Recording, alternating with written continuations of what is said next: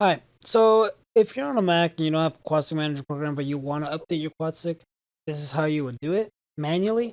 Um, I do say if you're gonna be updating your Quadstick, do it if you really want to. I mean, if there's no need to update the firmware, then who cares? Why what fix why fix it if it's not broken? But I am running on the latest firmware 2134, which is bare bones. It gives you what you need. I don't. It's not fixing anything special. But if you scroll down on this firmware tab, I'm using the Quadstick Online manual. I will put that in the description box below where you can find it.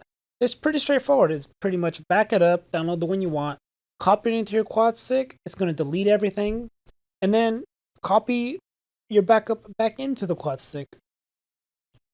Uh, so yeah, first and foremost, back up your stuff. Here's my Quadstick with all the files. I basically just highlighted them all.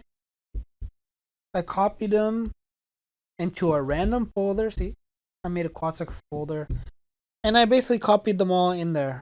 All right, so I'm already set with that one. The next thing, download the one I want. Uh, it's gonna open a bunch of these builds. It uploads all of them. So you're not gonna want these. You want to scroll down to the very bottom. These are the newest ones. Right now, I believe mine is 2134. So this is the default one that comes with your Quadstick. So I'll also put this in the link below because if you want the most default one, which is good, it's not broken, everything works perfectly fine. This is the one you want as of January 2020, the 5th. Um, but just so I can show you on the Quadstick Manager program which one I'm running, my current build is 2134. The rest of them are tests. So they're not meant to break your Quadstick, but they can be buggy if if you find a bug. I'm going to try to install 2233, I believe what it's called. I am going to revert back to my 2134 because I like it. I mean, I don't want to change it. So anyway, I click on it. I download the bin, or you could download the zip. You know what? For the heck of it, I'm downloading the zip. I double click it on the right hand corner. It says download, and it downloaded it. Okay.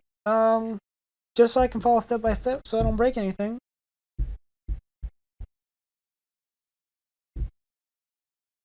Once I downloaded it, I copied the joystick bin out of it into the Quadstick and wait for the Quadstick to reboot.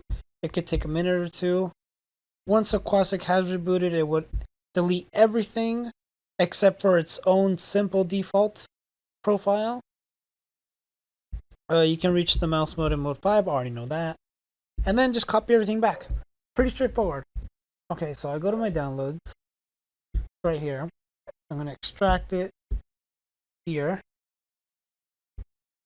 Just drag and drop, right? I've never done this before. I really hope I don't break it. Yeah, I'm going to take my... No, I think it's fine. I'm not going to touch my Quadstick. It's flickering. I'm going to let it do its thing. It just made a boing noise. I'm still not going to touch it. I'm going to give it the whole minute. Oh, there it is. It starts to flash. It looked like it turned off on me. Still not going to touch it. It rebooted. I'm telling you because I can't show you on the camera. Alright. Oh, there it is. It reads my Quadstick again. Okay, so yeah, it took a good while. I'm still not going to touch this. I want to give it another 20 seconds. I'm in no rush to break my Quadstick. I'm not going to break it. I just never done this. Alright, I'm going to assume it works now. Does it? I'm going to check it. Okay. Yeah, I can tell it worked. It changed all my settings. My mouse is slower. The brightness is a lot brighter than usual, and it's louder. And if I go into my Quadstick now, it is empty. There is no default preference, but luckily there's a failsafe default, like a spare tire. It's in there, you cannot delete in case you do delete it yourself. So now that I've done that, I go to my Quadstick folder that where's all my backup is at.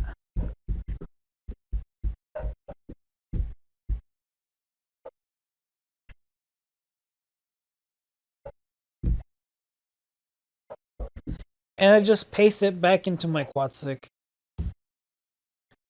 Mine's gonna take a while just because I have more files. But on that, I'm not gonna touch the Quadstick when it's doing its thing.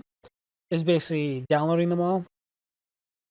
At the end of this, it will recognize there's a preferences file, and it will do another reboot or another soft reboot to download the new settings, the ones I initially had.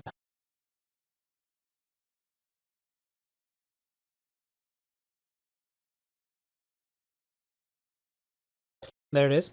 It just soft rebooted.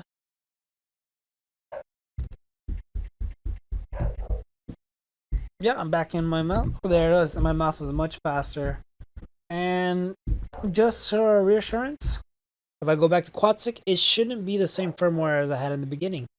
There it is. My build is 2233. So yeah, that's pretty much it. It didn't break my Quadstick, so I'm glad.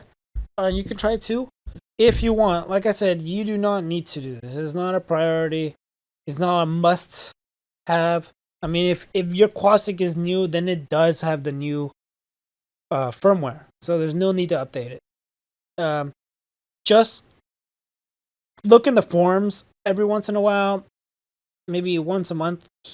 Fred usually tells us what the new firmware does, especially for the people who don't have Quadstick Manager program. But other than that, it's a pretty simple tutorial. I'm glad it was in 20 minutes this time. Have a good day. I'll come up with a new video sometime soon. Don't know what it is yet.